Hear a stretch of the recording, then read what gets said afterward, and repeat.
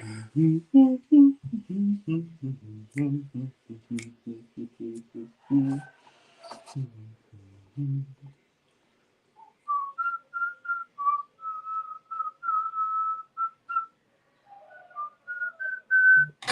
we are going to start our video in around in the next 1 minute. So yeah, so it's something that I need to create here and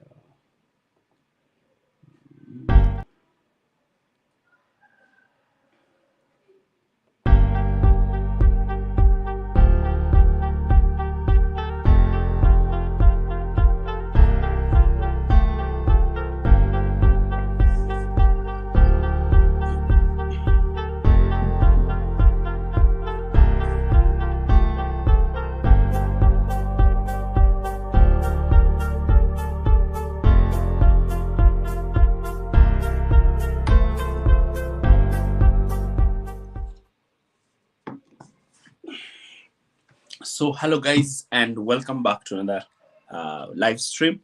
And in yes, hello everyone, I'm able to see your greetings, and I've actually come in live because I want to talk about Victor Osimhen. So not only do I want to talk about Victor Osimhen, I want to also do a preview on the game that is going to be played tonight. So I do understand that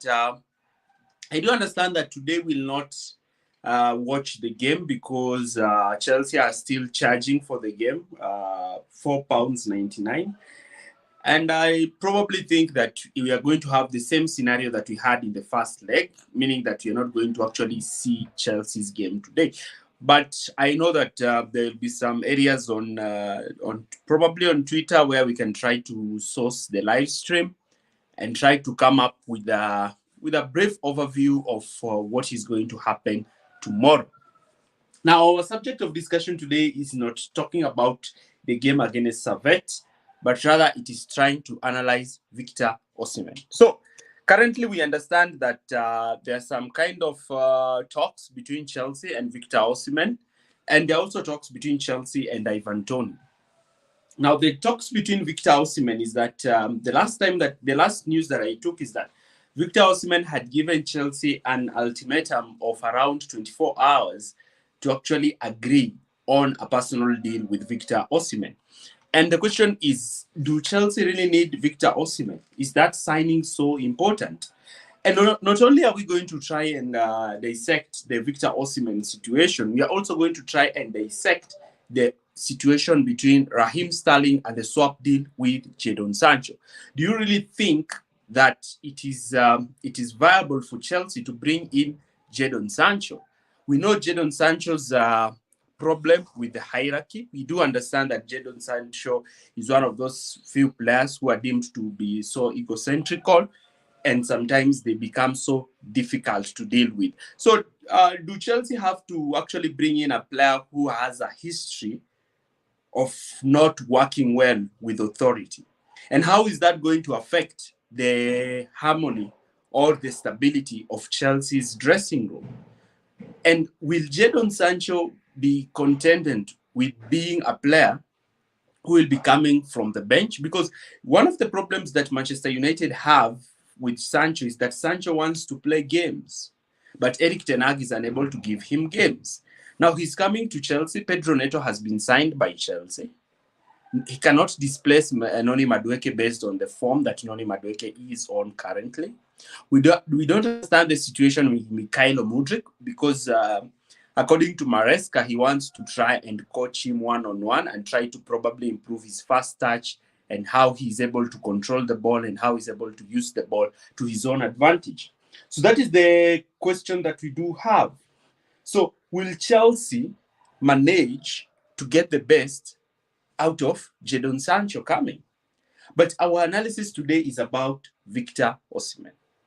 Now, one problem that is hindering Chelsea in this Victor Osimhen deal is the pricing of his contract. And when you look at Osimhen's options, Osimhen is a player who who is very close to Odion Igalo, and a lot of you have heard what Odion Igalo has to say when it comes to players with things to do with the player salaries and whatnot, and how he emphasizes why it's the core fundamental reason why players play football is because of money. So probably it might have a huge influence in Victor Osimhen preferring to go to Saudi, because Saudi are willing to offer close to even 3 times the salary that Chelsea are willing to offer Victor Osimhen. So Osimhen has to choose between either the financial side of his contract, or he has to choose his playing career, meaning does he want to be amongst the players who've won the Champions League, who have won the Premier League, who have won the FA Cup? Will he fulfill his dream to play for Chelsea, one of the club that he is, his boyhood club that he supported? So this is kind of creating a dilemma.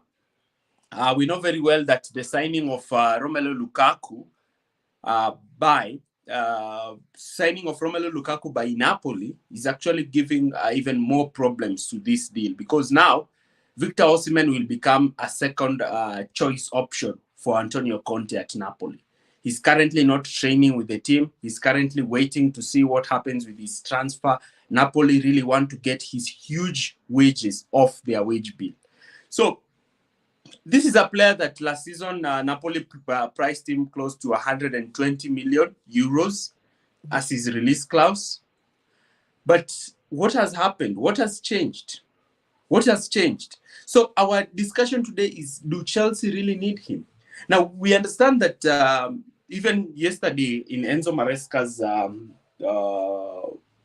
press briefing, he talked about Nicholas Jackson. He talked about, let me just get to you what he said about Jackson.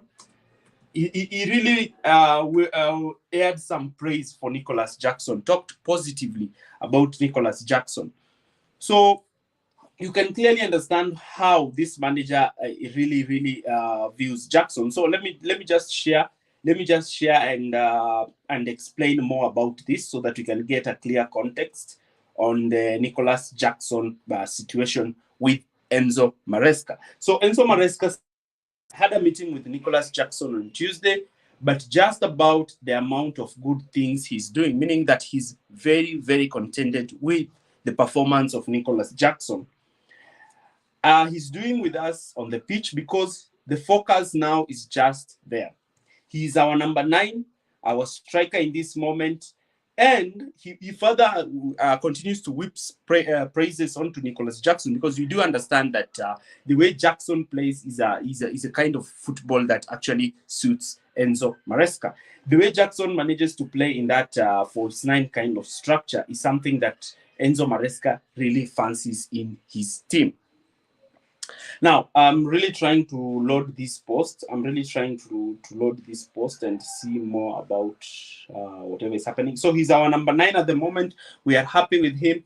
The reason I sat with him on Tuesday was I wanted to show him the amount of good things he's doing for us since we started. We are very happy with Nicholas, and at the moment, that is all we can say. Meaning that when you look at how Enzo Maresca wants to play, Nicholas Jackson is a striker that fits his profile. Now, we do understand that Enzo Maresca also comes from the positional play kind of football philosophy. And the question is, can Osimhen fit into this structure?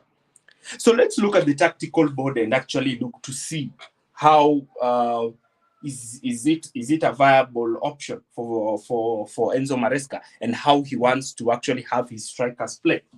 Now, when you look at this tactical board, let's just use this as the striker. Let's just use this as a striker. So when Maresca wants his teams to attack, especially when they are in the attacking phase of play, what you'll realize is that the wingers are tasked to start high and wide. The number 9 is also tasked to hold the last line of the defense. So the reason of having your forwards starting high and wide is so that you can have this back line dropping deeper. So when this backline drops deeper, what you automatically notice is that there is a lot of space that is left in this position here, this space.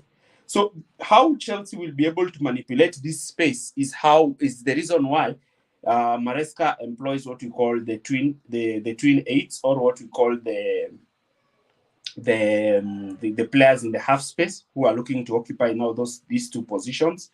These are the half space positions. But our main topic of discussion today is not looking at the half space, neither looking at the role of the players in the half space, but rather looking at the role of the striker, because the striker is actually going to inform on how and whether Maresca needs to sign Victor Osimhen. So when you look at this structure, you find that Chelsea have already established themselves in that structure, and the right back, in this case, Malo Gusto, inverting in midfield, allowing Maresca to form that 3-5 structure that he wants to create at Chelsea. Now, let me talk about Nicholas Jackson and what we saw Jackson do in the last game. Now, because Chelsea are actually building with a front five, when you have Victor Osimhen, you have a traditional number 9. So his main aim is to occupy this position in between the center backs. And not only does he occupy this position, he's more of a penalty box kind of striker, meaning that he's like similar to an Erling Haaland. Now, what do we know about Erling Haaland? Erling Haaland is a player who will have the fewest touches in the game, but he will make precise movement that will put him in situations and positions where he's able to punish the opponent ruthlessly. But before even I continue to even give tactical analysis on Jackson and Victor Osimhen, I really want to appreciate all of you for ensuring that we have reached 10,000 subscribers. That is really, really, really impressive. So we crossed the 10,000 subscribers mark last night, and hopefully we can be able to cross over to the 20,000 subscriber mark, probably end of in the next 3 months or something, or even if we can do it fast, I will also appreciate it. So I really appreciate all of you. So let's look at Nicholas Jackson. So I explained using my tactical analysis video how during the game against Wolves, and Fernandes would put how we will see Fernandes coming out to this position here and dragging players into this position, with also Caicedo looking to create this kind of overload down the left. And because of this overload down the left, we saw the entire Wolves team moving and shifting towards this direction.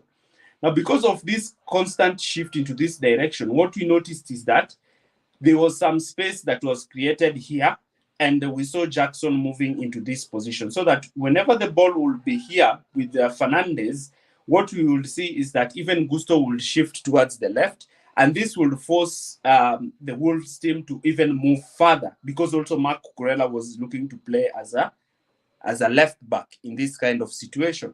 Now, because of this kind of overload down the left, let me just use my line here.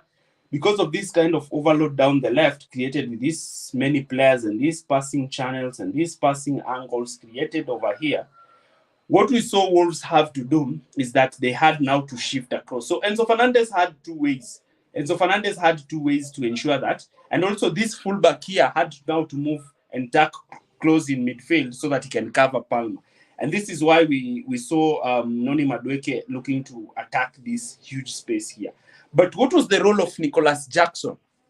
What is the role of Nicholas Jackson in this system that is actually making Enzo Maresca be very impressed? That on Tuesday, he had a close meeting with Jackson to praise him and tell him how and where and the pockets that he needs to occupy.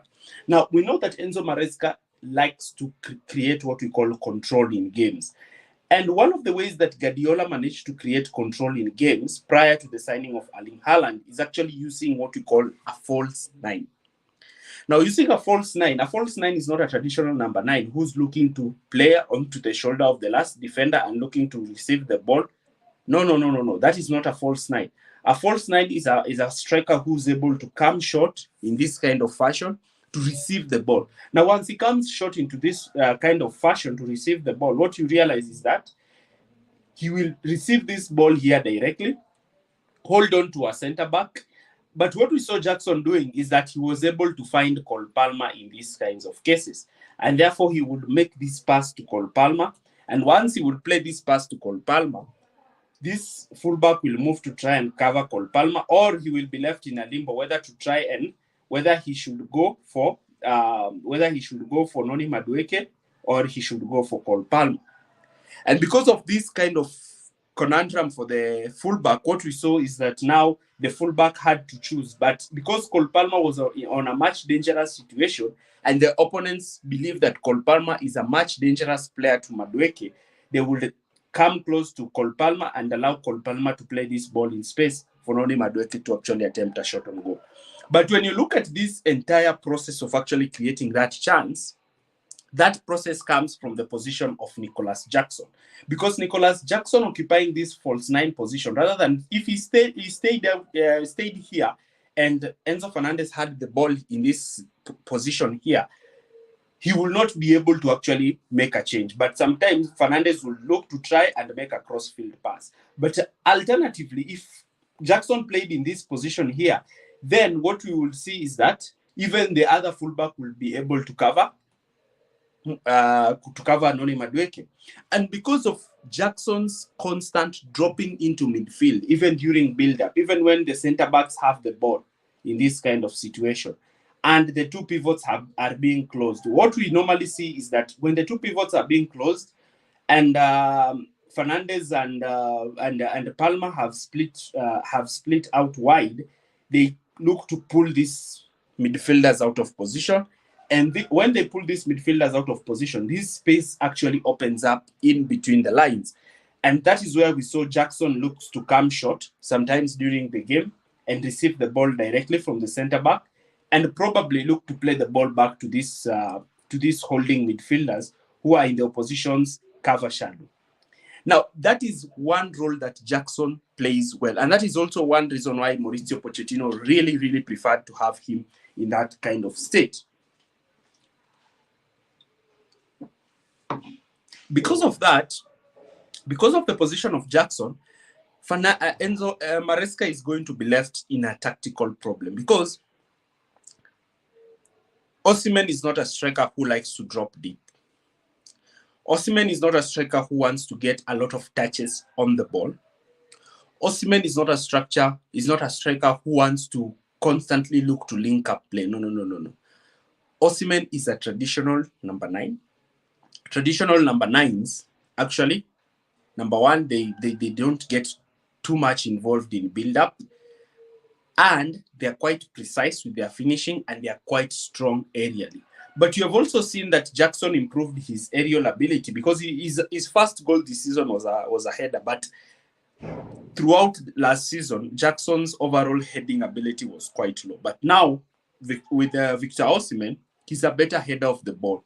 He's a more physical and imposing player in the 18-yard box. So what happens when you have... what is the difference when you have Jackson and Victor Osimhen? So when you have Jackson in this team here, if Chelsea want to create this overload in midfield, they can create a 5-man overload in midfield, because Jackson can also drop deep.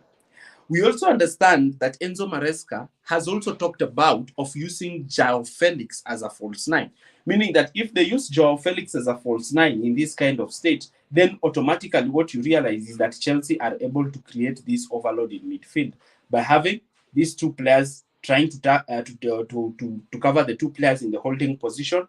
And if the opposition decides to have these two players, they'll be automatically outnumbered in these zones because of the dropping in number 9. And because Jackson does this throughout the games, he allows Chelsea to have that kind of space. And that's why in the second half, when you look at all the goals that Noni Madueke scored, all those goals passed through Jackson. When you look at all those goals, they passed through Jackson. It was one, either Fernandez would make a crossfield pass to Palmer, or he would make a crossfield pass to Madueke. But majority of I think all those 3 hat-tricks, you realize that Jackson was the assist before the assist, meaning that Jackson will drop deep, receive the ball directly from Fernandez. Then once he receives the ball directly from Fernandez, he will play the ball to Palmer. Then Palmer will play the ball to Madueke. The same thing. That was the same pattern. Jackson, Palmer, Madueke, Jackson, Palmer, Madueke, Jackson, Palmer, Madueke. So because that was the axis in which Chelsea were moving the ball, it means number one, Jackson's flick-ons, his flick-on and his flair were better, and they are actually better than that of Victor Osimhen. And when you look at also link-up play, Jackson is actually beating Osimhen in that. Now, Jackson, the one area where Jackson is actually losing this battle from is generally his ability to actually finish his chances. There is where I really find a lot of problems with Nicholas Jackson. But let's look at the statistics. Let's just try and compare the statistics between these two players, because you know everything we can talk about, but generally we have to look at the statistics. The statistics will inform us about each of these players. So yeah, I want to do a statistics on Victor Osimhen, and we have to go. We know you as much as a lot of fans are so excited about this potential signing, we have to look at overall the statistics, and we also need to look at Victor Osimhen's injury record, his number of appearances that he made last season. When did he pick? You know, sometimes you can bring in a striker with a lot of hype, with a lot of hope, and as a Chelsea fan, you know the kind of blow we've had to deal with when it comes to strikers. So let me share this statistics tab. So when you look at this tab, this is statistics from FBref.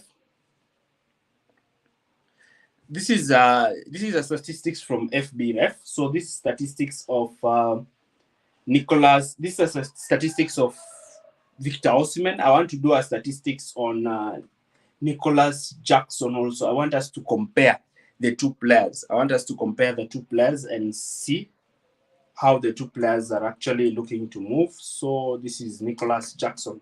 We need to see who is it a fruitful signing? Is it a fruitful signing on how we are able to get the best out of these two players? So let me do for Victor Osimhen and Jackson. Now, one key difference area that you get between the two. First of all, the non-penalty goals. Victor Osimhen has 0.47 per 90, and Nicholas Jackson. No, Victor Osimhen has 0.48, while Nicholas Jackson has 0.47, meaning that both of them are not quite prolific. Okay, same questions. Okay, Kwong, let me get your question. So same question, Duran or Osimhen? I've not had any talks on Duran so far, but I've had talks on Victor Osimhen. So that's why we are trying to look at Victor Osimhen. So that is generally the title of the video. So we cannot create a clickbait. So that is first. That is the one thing that you need to know. But if we want to look at when you want to look at the XG, when you want to look at the XG, it actually indicates that Jackson, when you look at the attacking XG, the situation that we have here is that Jackson actually receives better quality chances than Victor Osimhen, because his non-penalty goals XG is usually 0.72, meaning that Jackson should actually be scoring 1 goal per game. 1 goal per game. It's quite higher than Osimhen. Osimhen is at 0.65. Jackson is at around 0.72. That is where one area that we're actually getting. And when you look to try and also look at the shot creating actions, Jackson is better than Victor Osimhen. Jackson is more likely to create. I'm getting a breaking news on the Victor Osimhen deal. Yeah, so there's a news from Fabrizio Romano. There's a news from Fabrizio Romano. Let's close there. We have a news from Fabrizio Romano on Victor Osimhen. Let's close there. I'm going to talk about Ivan Toney. Let's get to this news. There's a breaking news actually about Victor Osimhen. So where is it? So here is it. So this is the current breaking news. Victor Osimhen saga open with Al Ahly and Chelsea in talks with the Napoli player. Chelsea are still in talks with Osimhen about salary, ready to offer loan with obligation to buy. Al Ahly offer 25 to 30 million salary net per year until 2028 with management in Italy for negotiation. So it's up to now. It's now up to dealing with the salary of this player. That is actually what is happening. The transfer window is going to close on Friday. Is it today? No, the transfer window is going to close tomorrow. So we have one day. So this saga is really tight because also Chelsea are in talks with Ivan Toney. And in my opinion, my preference for Chelsea's striking option is Ivan Toney because he has Premier League experience. He's older, he's more experienced. And also another thing about Victor Osimhen is that Ivan Toney is able to train Jackson. He's able to coach Jackson how to be a good striker. And also Ivan Toney is good on the press. His finishing is also quite great. And he's also from London, so he doesn't need to adjust a lot. Brentford is around West London, so he doesn't have to move a lot. He doesn't have to adjust a lot. He just wants to come in and do the job. So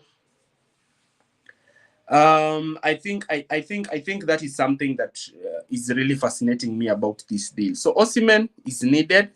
He's without doubt much better than Jackson as a striker currently. Chelsea should get him if he takes wage cut. But there's one thing that I have to say.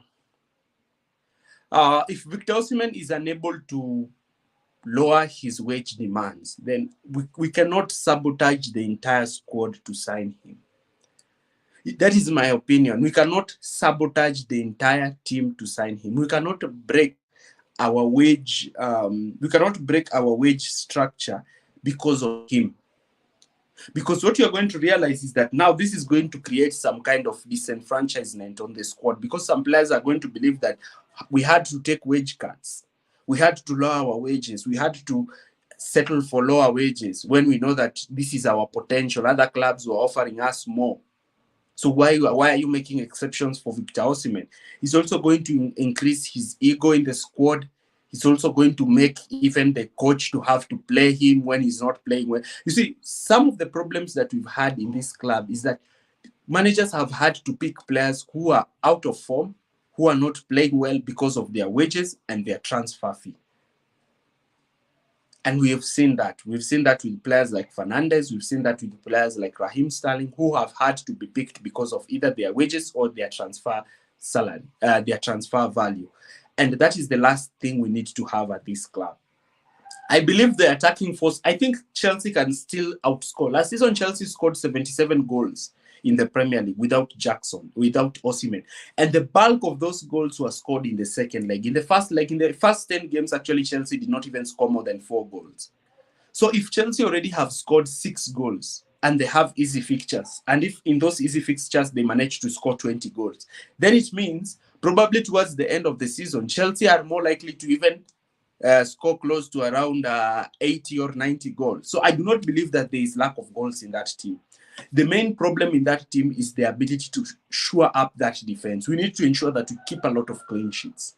If we'll be able to control the defensive area of the game, we'll be able to win matches. Because scoring goals, we can score goals. Palmer can score goals. Neto can score goals. Felix can score goals. Nkunku can score goals. Madueke can score goals. So it is not that it's a pressure for Chelsea to actually get him. But I do understand. So somebody is talking about if we can sign him for 60 to 70. There's nothing like signing him for 60 to 70 million because also Al Ahly are probably Napoli are looking to sell him for around 50 million. I don't think we need to sign him for this amount of money because he's also close to even the end of his contract. And he's surplus to requirements. Remember, Napoli are the ones who have to sell him. They are the ones who are obliged to sell him. Chelsea don't have an obligation to sell him, to buy him. So we cannot buy him for this amount of money. Weekly wage, I don't think there's any Chelsea player who will bypass probably to 50k is the highest amount of money that the club, because I think probably Reece James is around to 50k. Ben Chilwell is also around that wage structure, but I think the club is trying to face off these players. And also, remember, if Reece James will also be injured the way he was last season, this season, the club are going to sell him because he's taking up a lot of wages, but he's not actually playing. Yeah. So that is the news that we're actually getting about Victor Osimhen. So before now, I want to go to the deal about Jadon Sancho. I want to talk about Sancho. So let's just listen to what Chelsea are actually doing with the Jadon Sancho. So let's see about Sancho.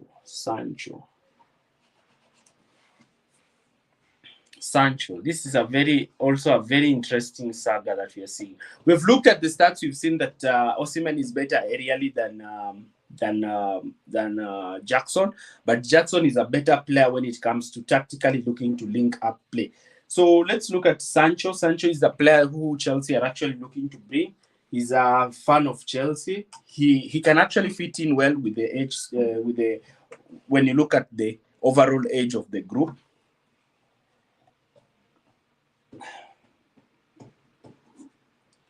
So Sancho to Chelsea. So, I think there's a situation where Raheem Sterling could be heading to Manchester United, and that he's actually negotiating his salary demands with Manchester United. He's looking to try and lower his salary because Sterling is also aiming to play at the coming, is it World Cup? Yeah, he's actually looking to try and find himself in a situation where he's able to play in the World Cup. So we have The Guardian. The Guardian is actually reporting that Sancho will be open to joining Chelsea over Juventus. Again, remember, it is that slot in the English national team that is also actually even informing these players to try and prefer to play for Chelsea rather than playing for other clubs. So that is so far on my discussion about Victor Osimhen and Sancho. So I can be generous and actually just bring in two. I can just bring in some few people here, just ask their questions so that they can just ask their questions. So I'll just make an invite. You just come here and you ask your question, and then I don't want you to take a lot of time, because sometimes some of you usually take a lot of time and then it makes you find the audience is leaving. So we want to retain the audience. So yeah, so I've shared a link. I will just invite one or two of you to just come in and give your thoughts on this. So there is the link. If you want to come in and ask a question or give a brief thought on this, then it will really be welcomed. But my opinion, do Chelsea really need Victor Osimhen? Do Chelsea need Victor Osimhen? The way the fans are coming to look at it, I don't believe that Chelsea extensively need to sign him. I don't think it's a must. I think Chelsea will score more goals. I actually believe Chelsea will score more goals. If we manage to have Palmer fit enough this season, we will score more goals. Will Jackson miss chances? Yes, Jackson will miss chances. But the good thing is that I believe Neto can score a goal. I believe Madueke can score a goal. I believe Joe Felix will score goals. I believe Palmer will also give us goals. And I believe we're also going to get some few goals from Jackson. Remember, Jackson last season scored 14 goals. If he can just even replicate this season and score probably just 15 goals, then Palmer scores not necessarily 20 goals. He just scores 15 goals. Then we have a player like Palmer, 15, Jackson, 15, Madueke scores around 10, Felix scores around 10. We get around 10 goals from Neto or 10 goals from Kunku. You see, we will be able to actually fill in then some goals from defenders through set pieces or midfielders. That can actually be well. So let me just hear some views from some of you here. So hello? Hello, Future? Yes, hello? Yes, Mark Wong, I'm seeing you on the comment section. You can come in also and give your views. Yes, you can tell me. Yes, you can speak. Okay, it's fine. I suggest this guy called Osman of Everton, like the one years. Yeah, we I'm cannot seeing be some able. people now. We cannot hear you, please.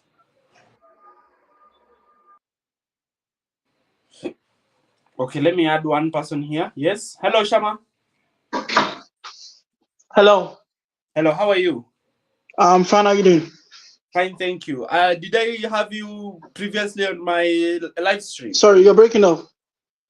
Hello, I'm saying, did I Hello, have my live stream previously? hello. Your connection went off. I think I'm live. I'm able to hear everyone. Is everyone able to hear me? You can actually comment in the comment section area. Yeah, I Are can you hear you able now.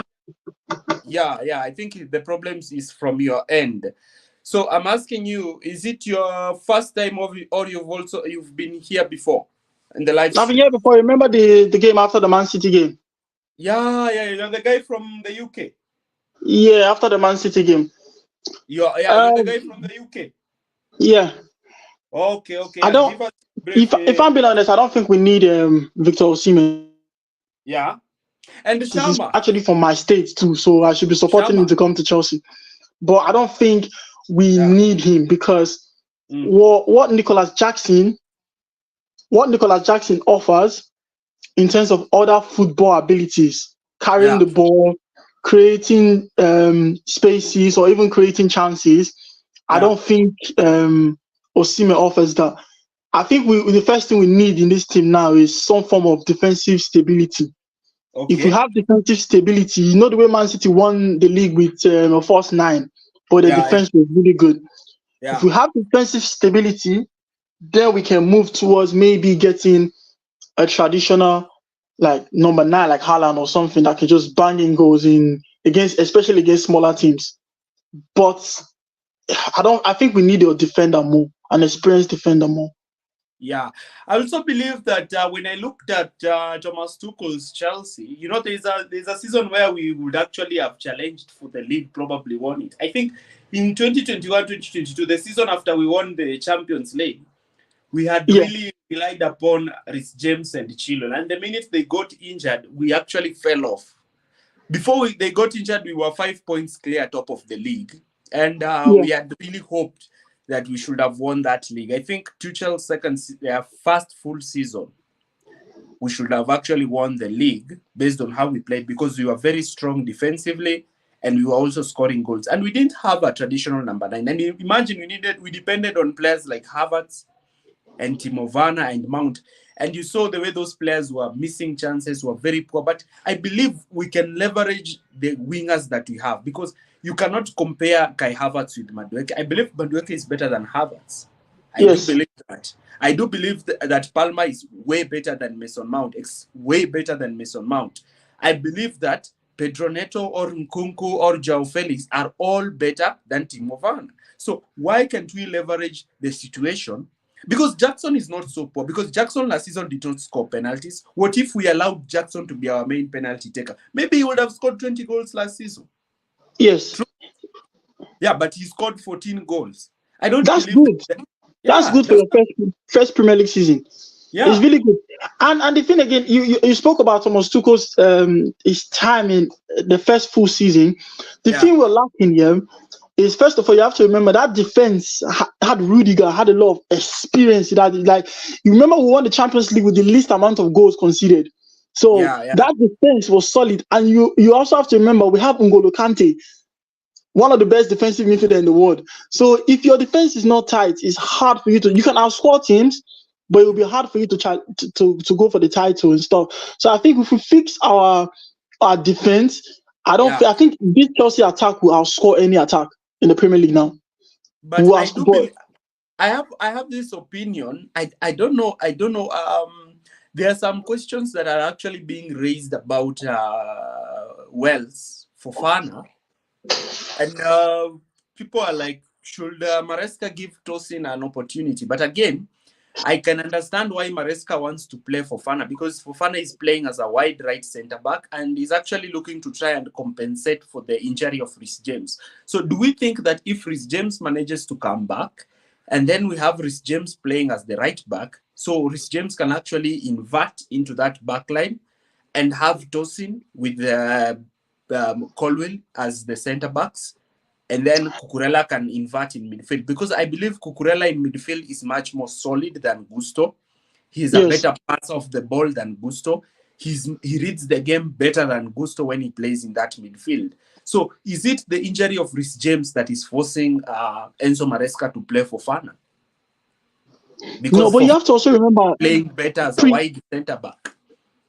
you have to remember pre-season, when we played against Madrid, Rich James was awful in that game. But And he was, we played him. yeah, yes, He yes. was he was awful in that game, and that's the position he played. So, Mm, and if I'm being honest, I can't rely on Rich James again, man. I'm tired. It's like we can't rely on a system or a mm, player for one system. That the same thing happened to Tuchel's system. Chilwell and Rich James got injured. yeah. We had to play as the quarter. Everything went to hell. So we can't do that this season. I can't rely. Rich James has not proven that he can stay 15 games fit.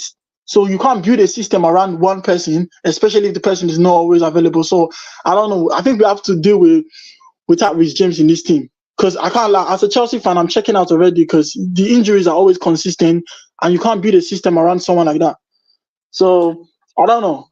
I What would prefer about Ivan Toney though. Lavia? He's also out. Yeah, but apparently it's a minor injury, but it wasn't pictured in the training ground yesterday. But they Yeah. say it's a minor injury. So, and we really need him. I think if we can get Lavia fit for 30 games, I think Chelsea can secure that top four by game week even 25 if we have Lavia. I think Lavia showcased that by then his recovery tackles are better than Caicedo, way better than Caicedo. Too rash. I said it's too rash. Caicedo is too rash, yes. Yeah. Lavia's tackling is better. His passing is better. The Press way he resistant. receives the ball under pressure is better. Yeah. Yeah, He's he's better. a better midfielder. It's just with footballers, is that you can have all this ability, but if you're not fit, it doesn't mean anything. The fitness is the major thing. If you're not fit, it doesn't mean anything. And to be fair, I think Caicedo should be playing. If Lavia is fit, Caicedo should play the smaller games like the cup games, Yeah, Club World Cup games like that. You should play it, but yeah, or Conference League. But Premier League, yeah, I was watching analysis on Lavia, the game against Man City. He yeah, didn't make one pass wrong, when he yeah, received the ball, he always yeah. But even if you check the last game we played against Wolves, Caicedo was too. He lost the ball. If you remember, Palmer passed him. He lost the ball. That led to the goal, the first goal that Wolves scored. He's too rash, which I think with time maybe we get better.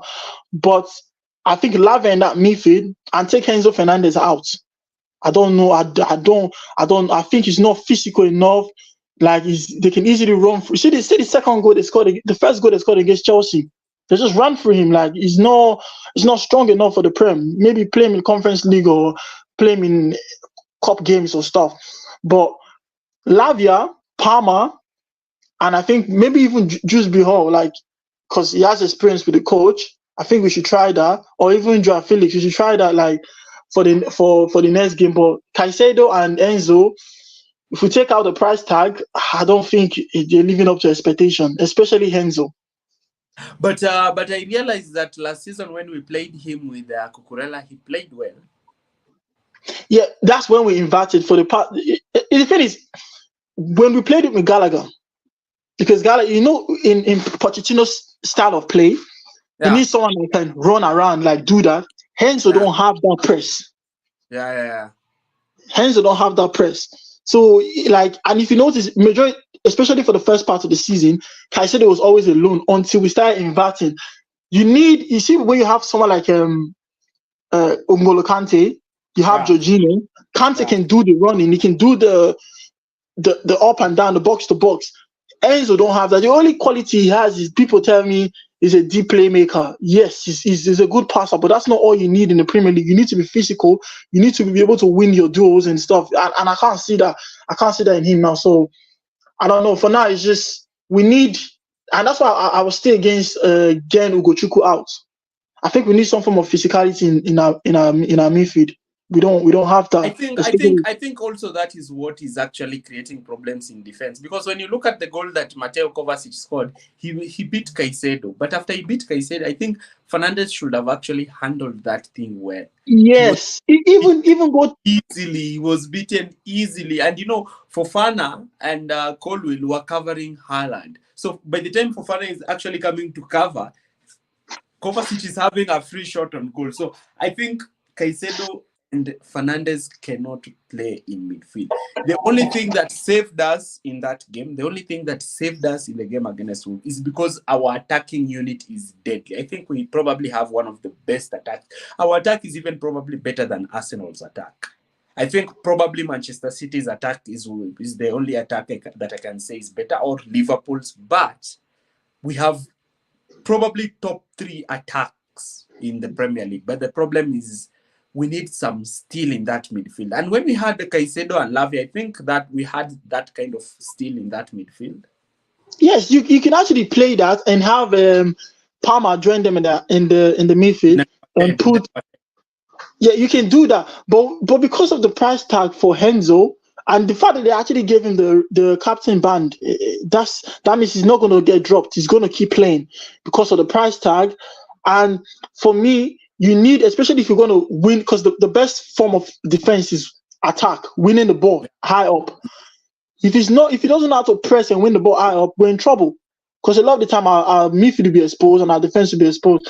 So I don't know. For me, I don't think a striker is a priority. We need to balance that midfield out and get a defender. But if I was to choose between a striker now, I think Tony will be better. Just like take 2 or 3 years out of him. Tony will be Yeah, better. I also have a soft spot for Ivan Toney, Premier League experience. So he's coming into a league that he already knows how to play at. He doesn't. I think Brentford isn't far from Chelsea. I think it's not far. I think it's No, even no, no, close. no, no. It's not far at all. It's not far. I think it's even closer. True. Yeah, it's really close. It's not far. They're not Yeah. far. West Yeah. London, West London, West London. So he doesn't have to move even houses, to move his family. I don't think he has to suffer that. And probably he's even upgrading to a bigger club. And then he's also going into a team that keep the ball. When you look at Brentford, they don't usually keep the ball. So he's Yeah, but coming his in. link-up play is good. Yeah, his link-up play is good. He's very physical. Definitely, when Yeah, we have him, we are ready to cross balls. We have a physical presence up front. yes. You have that striker and then he's also very agile. He's not just big and strong like Lukaku and not agile. His first touch is good. He's very agile. He's very good at free kicks. There's one thing that I like about him. He's very, very good at free kicks. Yeah. Yeah, so I am really leaning towards Ivan Toney. That is my preference. Yeah. I have this slight reservation for Osimhen because I think even his influence, I see that he's very close to Igalo, and I'm hearing a lot of negativity about Igalo with the terms of player prioritizing salary over everything. And also, I don't believe he can easily adapt to the Premier League. I've also seen that he also has some Jackson in him. Sometimes he can actually miss Howler. So African Nations Cup. African Nations Cup. That's when we're in for Osimhen before. People were saying, yeah, "Oh, take Jackson off, bring Osimhen." AFCON, Nigeria, like the amount of opportunities that he was missing too. I was like, okay, could he? His major attribute is he can head the ball. He's strong in the air. His pressing is really good. He keeps pressing. He doesn't stop. But you see one thing with Nicholas Jackson. Jackson can pick the ball from the midfield here, run. Nobody's getting the ball from him. He can just take the ball and run. So it's like there's some strikers and finishing. I think if Jackson could just release the ball earlier, if you look at most of the time, he will hold the ball. He will not want to shoot. But I think that's because traditionally he's a winger. No, he's a winger. And also, other than that, I think No, even when people are talking about Jackson playing as a winger, he has all the round or the gameplay of a striker, all round gameplay of a striker. He has it. His first touch is good. Lukaku's Yes, first was bad. was very bad. His ability to hold on to defenders is also good. He wins his Yes, duels by he knows even how yes, to lay the ball for his midfielders for the second balls. He knows how to do that. And also, he knows how to receive the ball, maybe dribble past the defender and actually run. So, the problem that I have with him is that he needs to be coached on when to shoot and when to yes, try to dribble because sometimes he takes a lot of touches. Sometimes he might receive the ball. This is just you receive this ball with power and you just shoot. Sometimes you'll yes, find him receiving the ball, then he wants to hold, he wants to dribble past defenders, then he loses it. Or sometimes he's shooting the ball when he's not supposed to shoot. I think those are the fine details. And if we can probably get somebody like Van Nistelrooy, what he's doing at Manchester United, and actually get a player a coach who can actually coach that into him, I think he can actually improve. yeah. I don't think, if I'm being honest with you, from the interviews that we heard from our players, Caicedo, Yeah, everybody speaking about how Pochettino was coaching them last season. yeah. Jackson getting 14 goals is good because Pochettino apparently was not doing a lot of like coaching and teaching them and stuff. He just took them like kids. So for me, I think Jackson will do well this season though. Like everybody's just being like he's gonna do well this season. It's his first season in the Premier League. First season in the Premier League, and you have 14 goals, even though you miss a lot. But you're coming from a different league too. Like that's good. You tried. It's not the best, but I think it's something that can be improved on. And yeah, so I think we need an experienced defender, someone like a Saliba.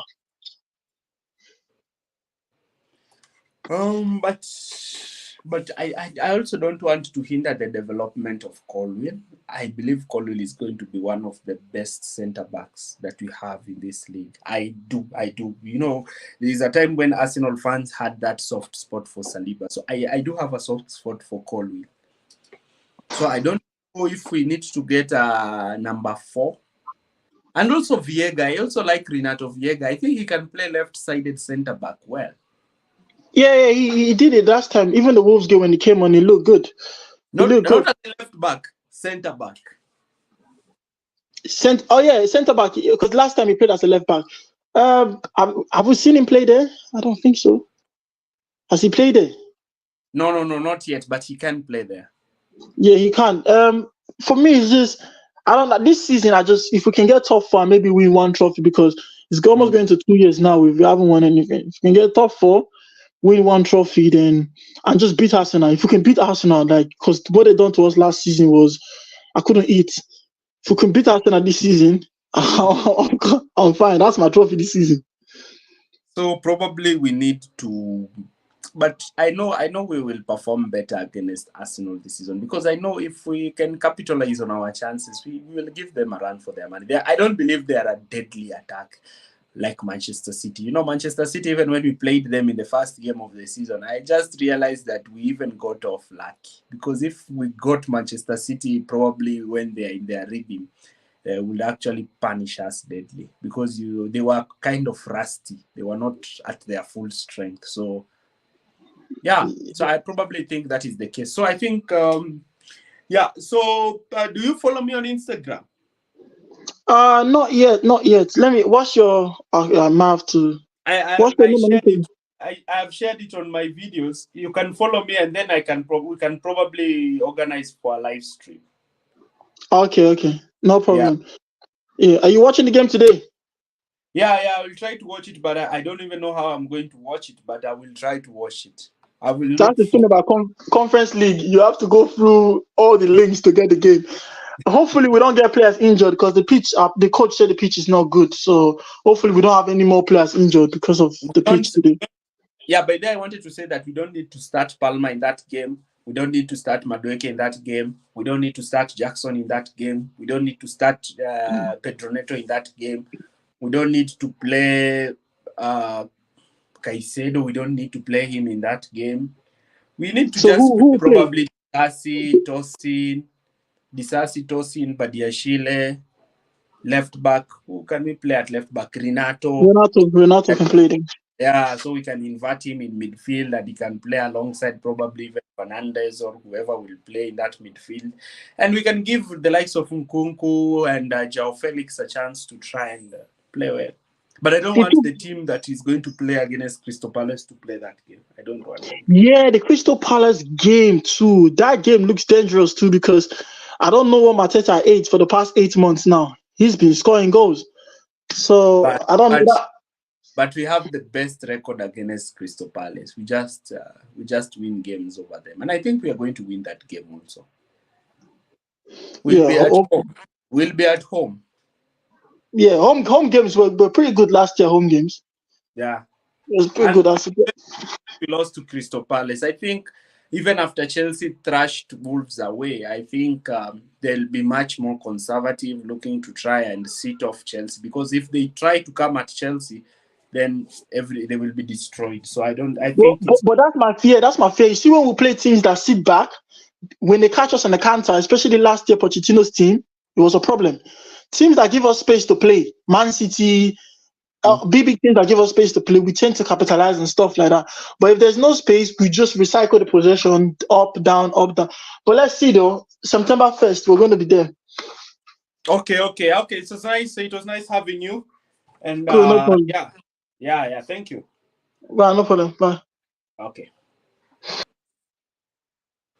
So yes, guys. So that is our analysis on the Victor Osimhen situation. So you can leave your comments after this video and see you again. Bye.